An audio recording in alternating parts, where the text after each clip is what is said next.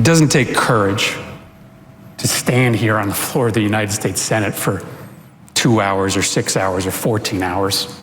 It takes courage to look into the eye of a shooter and instead of running, wrapping your arms around a 6-year-old boy and accepting death as a trade for just a tiny little itty piece of increased peace of mind for a little boy under your charge. A chilling reminder from Connecticut Senator Chris Murphy speaking about the tragedy in Newtown while leading a nearly 15-hour filibuster on the Senate floor demanding action on gun control legislation.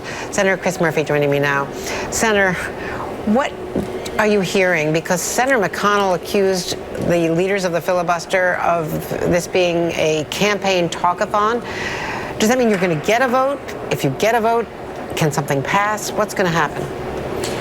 Well, you know, there have been show filibusters in the Senate, but this actually was an old-fashioned filibuster. I decided, along with some of my other colleagues, to hold up proceedings on the underlying bill until we got an agreement that we would move forward on votes on 2 important measures. One, to stop terrorists from getting weapons, putting them on the list of those who are prohibited from buying firearms, and an expansion of background checks, something we've been fighting for a long time. And we didn't get that agreement until probably about 10 hours into our filibuster, but we now are moving forward with those votes. Your question is, well, is that going to matter? Well, over the course of this weekend, we are going to unleash a fury of advocacy on Republican congressional offices, and maybe we won't convince them on background checks where they're dug in a little bit more, but, you know, I challenge Republicans, especially those who are up for election, to vote against preventing terrorists, those who are on the no-fly list, from getting guns. I think we have a shot to at least get that passed early next week. What about this due process argument from the NRA?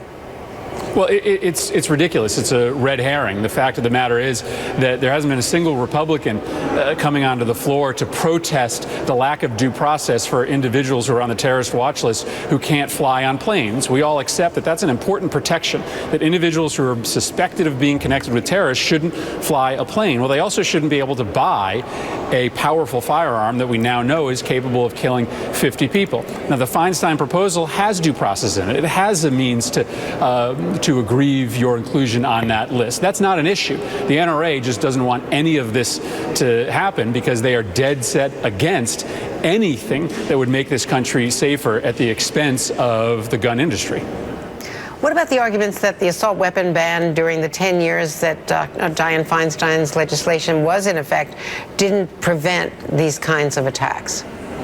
But, Andrea, it did. The data is clear on that point. Mass shootings in this country with assault weapons dramatically increased after the assault weapons ban expired. There's a clear story of what happened between 1994 and 2004 and what happened thereafter. Since 2008, we have been averaging 1 active shooter incident every single month. Prior to 2008, we were averaging only 1 every 2 months. So there's been a dramatic increase. And here's the deal. These terrorist groups, ISIS, they are telling their would-be recruits to go and buy these kind of weapons at gun shows without background checks. We know that this is a deliberate tactic of these terrorist groups. Why on earth would we be in the business of literally selling weapons to our enemies by continuing to allow individuals who are suspected of association with these terrorist groups to be able to buy these military-style weapons? More than 4 years after Newtown, how do you explain the fact that there has been no action? You've had all of the appeals from the president and the vice president and you and your colleague, Senator Blumenthal, and others from Connecticut. Why no action in all this time?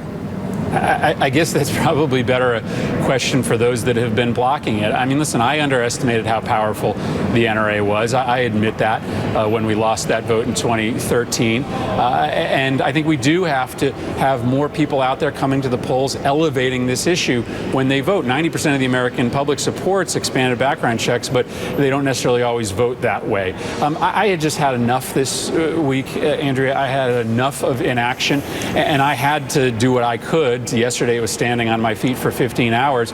And listen, we did really activate millions of people all across this country yesterday. We had 10,000 10,000 phone calls into our little office alone yesterday. Hopefully what we did maybe will be the impetus for action and maybe even a positive vote at the beginning of next week. Senator Murphy, thank you very much. As always, thank you, sir. Thank you.